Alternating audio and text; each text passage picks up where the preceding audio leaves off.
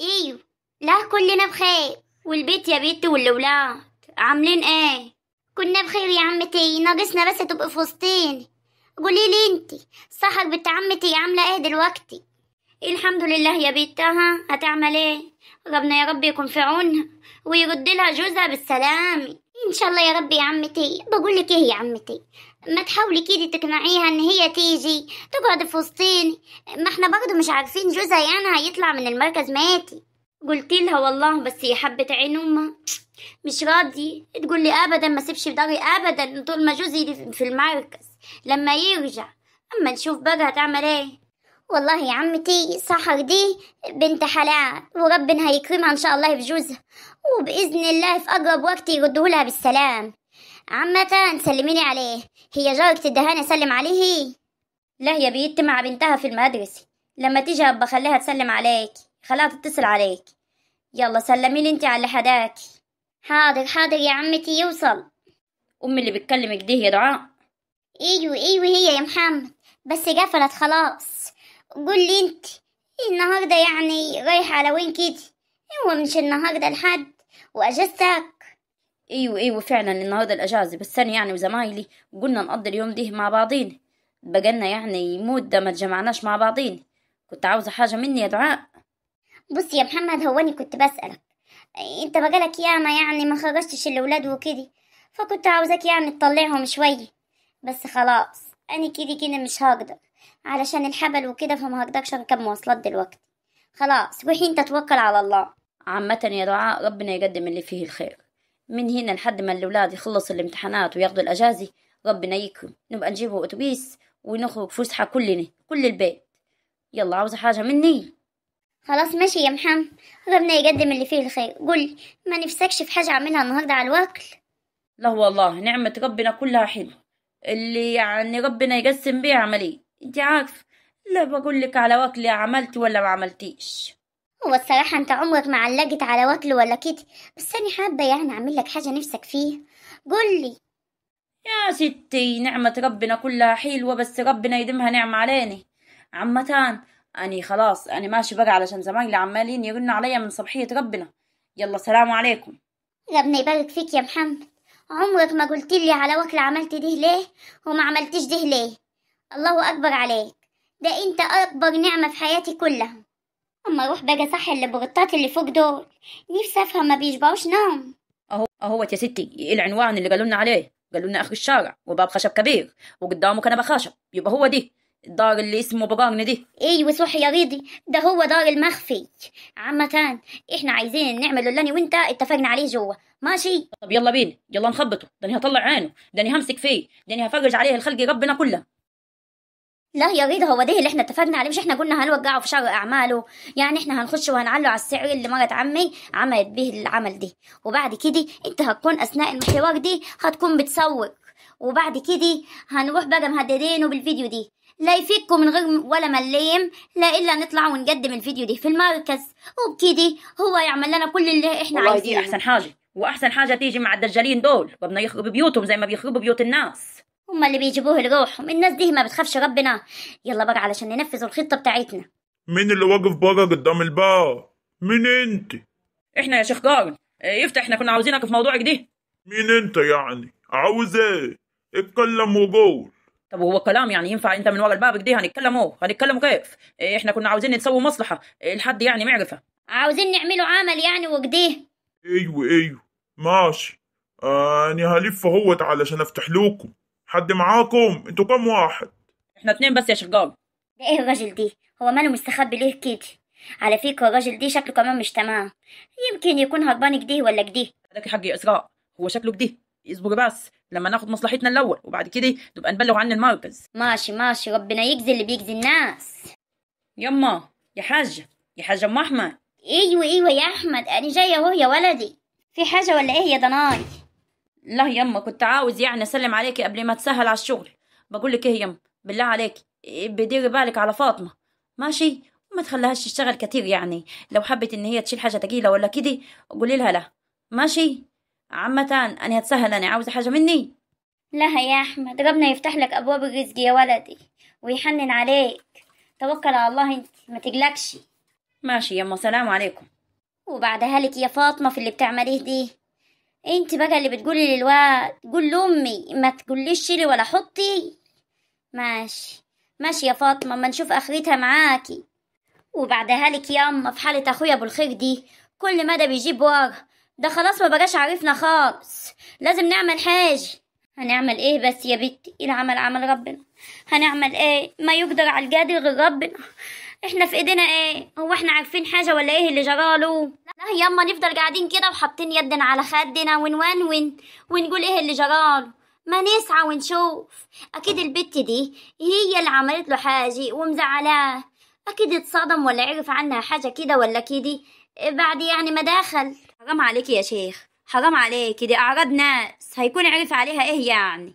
ما انت عارفة طول الفرح بيرقص وفرحان، هيكون يعني ايه اللي عرف؟ بقول لك ايه يا عيشة يا اختي، بطلي بقى وقعدنا على جنب كده، علشان البت دي اساسا كانت معرفتك وانت اللي رشحتيها لاخوكي. يا ريتك يا شيخة لا جبتيها ولا عرفتيها عليه، كان زمان دلوقتي اخويا تمام.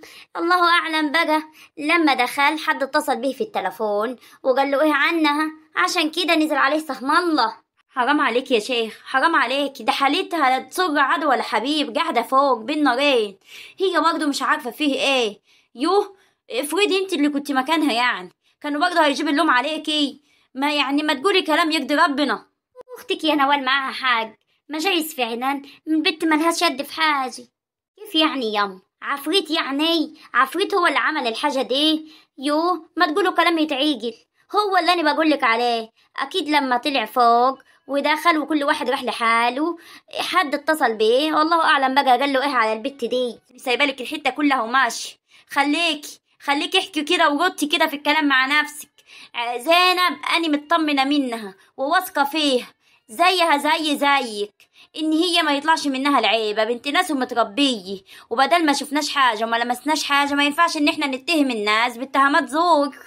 الكلام مش جاي على المعده يا اختي، روحي اصلها معرفتك. قومي يما تعالي معايا فوق نطلع للبت دي، يلا نطلع فوق نجررها. لا ابو الخير ولا عيشه موجود، هنجررها ونعرف القرار اللي حصل اصلا، ايه اللي حصل، ايه اللي وصل اخويا لكده وللحاله دي.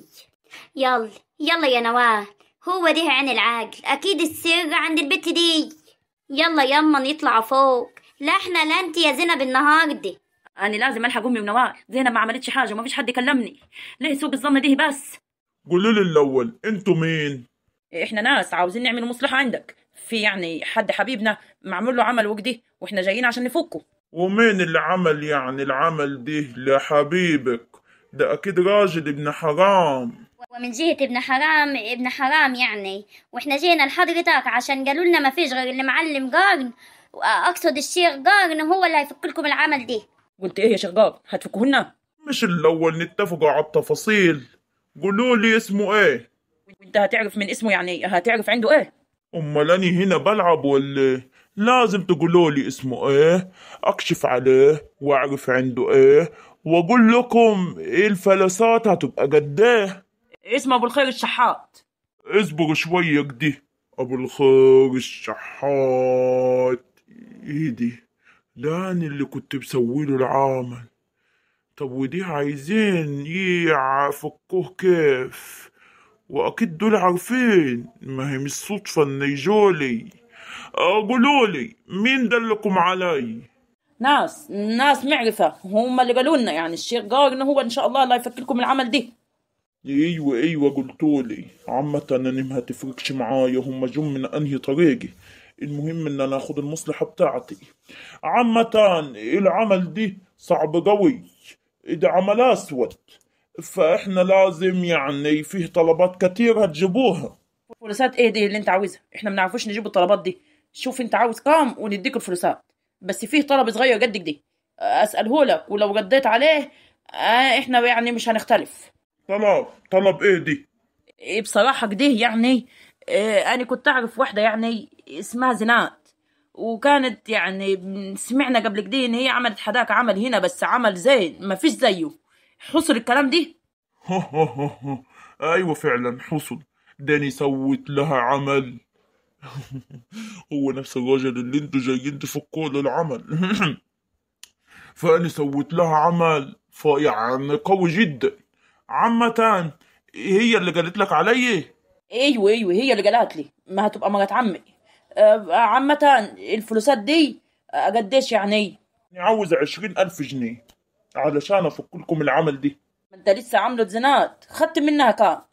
انت مالك خدت منها كام؟ ما تقول وخش في الموضوع على طول، انت هتفك لكن هي عملت. عامة يا ابو ارن، كل الكلام اللي تم بيني وبينك واعترافاتك دي اتسجلت دلوقتي معايا على التلفون وهطلع بيها على المركز. فانت لو مش عاوز مشاكل اتفك لنا العمل دي من غير ولا مليم، لإلا من الاخر احنا عارفين ان انت اللي مسوي العمل دي. يبقى تفكه ويا دار ما دخلك شر، الا انا هطلع من هنا على المركز طوالي. فاهم يا راجل يا خرفان انت يا دجال؟ حسبي الله ونعم الوكيل فيكم. انت بتقول ايه؟ ايه اللي انت بتقوله دي؟ صورتني كيف يعني؟ هو زي ما بيقول لك كده يا راجل يا خرفان، يا قلب المصايب، يلا خراب البيوت، انت ومرات عم زينات. عامة زي ما هو قال لك كده هتفكنا العمل، مش هنتكلم، مش هتفكه، هنفضحك وهنبلغ عنك المركز، يجوا يجروك يا راجل يا دجال. يلا بينا يا زينات، الراجل دي شكله كده مش هيجي دغري، احنا بقى نروح نبلغوا عنا المركز. يلا بينا. اصبر يا دي النيلة، اصبروا. عاوز ايه؟ اتكلم، احنا واقفين اهو. كده هيعمل اللي احنا قلنا له عليه، صح يا قارن؟ بس انا عندي شرط، تدوني التسجيل دلوقتي اللي انتوا سجلتوهولي. هنديهولك، مش عاوزين منك حاجه، بس تخلص وتفكوهن ونطمنوا الاول على حبيبي دي، وبعد كده نبقى نشوف بقى حكايه التسجيل دي. واني ايش ضمني يعني اني بعد ما فكهولكم وتطمنوا على حبيبكم ما تروحوش تبلغوا عني؟ انا كلمه سيف، وزي ما قلت لك كده خلص. عامة ماشي، هديكوا حاجة دلوقتي تسقوها للي اسمه ابو الخير دي اللي ما جايليش منه غير كل نحس، ماشي؟ وما تقولوش لزينات عشان لو عرفت العمل هيتجدد. مين بقى اللي هيجددوه؟ هو هيتجدد لحاله بدل مش هي اللي فكته. ممكن كمان تروح تجددوا عند حد تاني وتحسبوا عني وتبلغوا عني. عامة الكلام اللي ضاق بناتنا ما حدش يعرف عنه حاجة. لما اشوف. ايش قولك بقى يا اسراء في اللي حصل دي؟ الله اكبر عليك، هم الناس دول ما يجيش معاهم غير كدي خرابين البيوت. ومرات عمي دي اما كنت اروح قدام بابها واجرسها في المنطقه هناك ما بقاش اني. لا يا اسراء، اللي انت هتعمليه غلط، مش لسه جاي لك اهو ان زينات ما تاخدش يعني علم بالموضوع دي، ممكن المره الجايه تروح تعمله عند واحد تاني واحنا ما نوصلوش خلاص، وهنخلي ابو الخير دايما يمثل ان فيه مشاكل بينه وبين زينب. خلاص ماشي يا ريدي، ما تنده على الراجل اللي عامل زي الكرومبه اللي جوه دي، خلينا نخلص ونمشي من البيت بتاعه المقرف دي، الريحه مش طايقاها. ماشي والله فعلا الريحه ما تطاقش. دجال هنقول عليه ايه؟ ما تخلص يا جارن انت يا جارن. انت مصربعني ليه كده؟ هو ايه سلق بيت؟ ما تهدوا على روحكم شوي. احنا الصراحه مش طايقين، عايزين نمشوا. اصبر عليا قيمة نص ساعة. ده ايه الحوسة دي؟ كنت فين وجل هم دي جاني منين؟ هي سارة بتحط الزيت فين؟ عايزة اقللها شوية بطاطس.